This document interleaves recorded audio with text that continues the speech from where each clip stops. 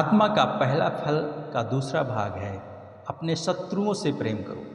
क्या हम अपने शत्रुओं से प्रेम करते हैं? प्रभु यीशु मसीह ने अपने शत्रुओं से प्रेम किया और प्रभु यीशु मसीह ने कहा कि अपने शत्रुओं से भी प्रेम करो। तो शत्रुओं से प्रेम करने के लिए पहली बात है, प्रेम यीशु के चेले होने का प्रमाण है। अगर हम प्रेम करते हैं अपने शत्रुओं से भी, या हम परमेश्वर से प्रेम करते हैं, तो हम यीशु मसीह का चेला है। यदि हम नहीं करते हैं प्रेम, तो हम चेले नहीं हो सकते हैं।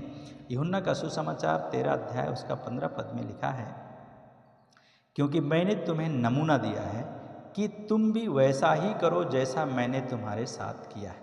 प्रभु यीशु मसीह जिस प्रकार से हमारे साथ प्रेम किया, उसी प्रकार से हमें भी एक दूसरे के साथ प्रेम करना चाहिए, चेला होने का प्रमाण देना चाहिए। दूसरी बात है, शत्रुओं से प्रेम किया, और प्रेम अनुशासन के साथ में जुड़ा हुआ है। जब हम प्रेम करते हैं किसी से, तो उसके साथ हमारा अनुशासन जुड़ा हुआ है। और प्रकाशित वाक्य की किताब उसका 3 अध्याय और उसका 19 पद, मैं जिनसे प्रेम करता हूँ उनको डांटता और ताड़ना देता हूँ, इसलिए सरगर्म हो और मन फिरा।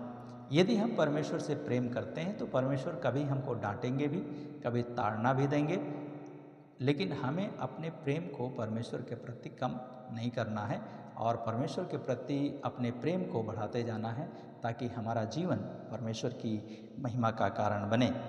और प्रेम जो है अनुशासन के साथ में जुड़ा हुआ है। तीसरी बात है, प्रेम परमेश्वर की आज्ञा मानने के साथ में जुड़ा हुआ है। यदि हम प्रेम करते हैं, तो परमेश्वर की आज्ञा का पालन भी करते हैं।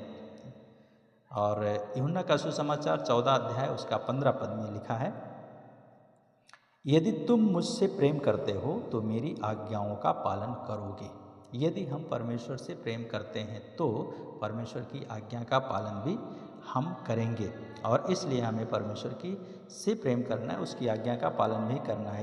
23 पद में यीशु मसीह ने कहा कि यीशु ने उत्तर देते हुए उससे कहा, यदि कोई मुझसे प्रेम करता है तो वह मेरे वचन का पालन करेगा, और मेरा पिता उससे प्रेम करेगा, और हम उसके पास आएंगे तथा उसके साथ निवास भी करेंगे। तो अगर हम परमेश्वर से प्रेम करते हैं, तो परमेश्वर से प्रेम जब हम करेंगे, तो हम परमेश्वर से जुड़े रहेंगे और परमेश्वर की महिमा हमारे द्वारा होगी। और दूसरा यूहन्ना 1 अध्याय 6 पद में लिखा है, प्रेम ये है कि हम उसकी आज्ञाओं के अनुसार चलें। परमेश्वर से प्रेम करने का मतलब है कि हम परमेश्वर की बात को मानें और उसकी बात के अनुसार हम कार्य करें।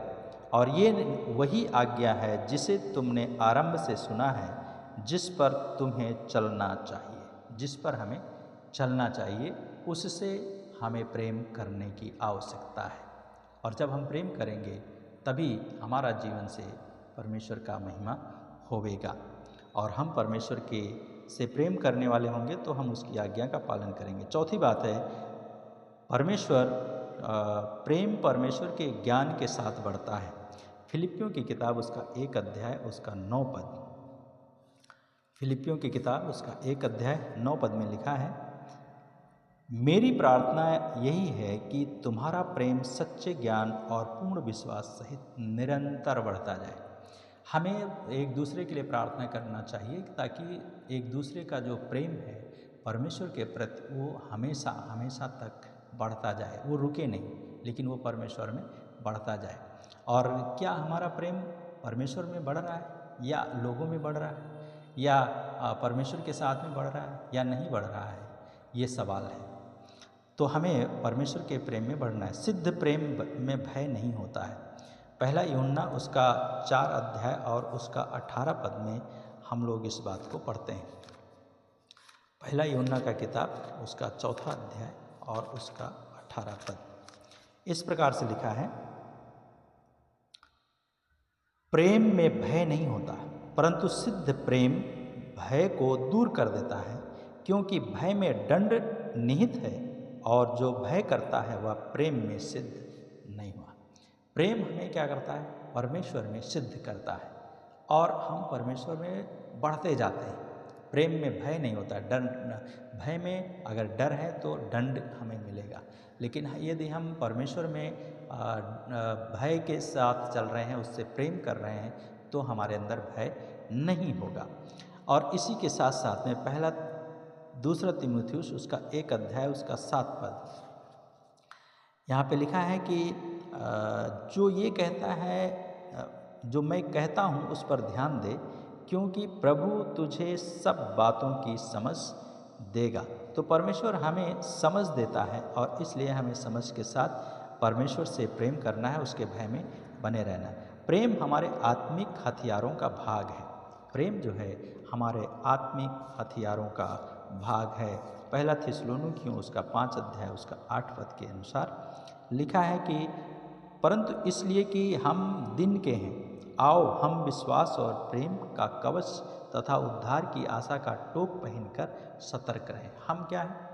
दिन की संतान है, रात्रि की संतान नहीं, दिन की संतान है।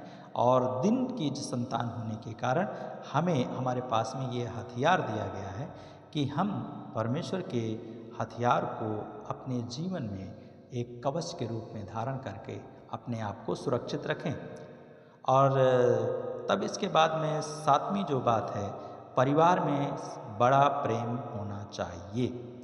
इफिसियों उसका 5 अध्याय 25 से 33 पद में हम लोग इस बात को पढ़ते हैं। तो प्रेम जो है हमें और आपको हमारा परिवार में भी होना चाहिए। परिवार में प्रेम होना चाहिए, बिना प्रेम का परिवार नहीं चल सकता है। और ये बातें जिनको प्रेम नहीं करना चाहिए वो ये है धन से, सांसारिक लालसाओं से, उच्च सामाजिक स्थिति से और मनुष्यों से प्रशंसा पाने में हमें प्रेम नहीं करना चाहिए। इसके द्वारा हम अपने आत्मिक जीवन में, अपने पारिवारिक जीवन में हम पीछे हो जाएंगे और शायद कटुता की जड़ या कड़वी जड़ फूट निकलेगी, तो हम प्रेम को प्रकट नहीं कर पाएंगे। तो प्रेम को प्रकट करने के लिए हमें परमेश्वर का शिष्य होना है और अनुशासन के साथ हमें जुड़ा रहना है और परमेश्वर की आज्ञाओं को मानना है, परमेश्वर के ज्ञान में बढ़ना है, परमेश्वर का प्रेम में बढ़ना है और आत्मिक हथियारों के साथ हमें धारण करना है और अपने परिवार में हमें प्रेम को प्रकट करना है। और हमें धन से, लालसाओं से, सामाजिक उच्च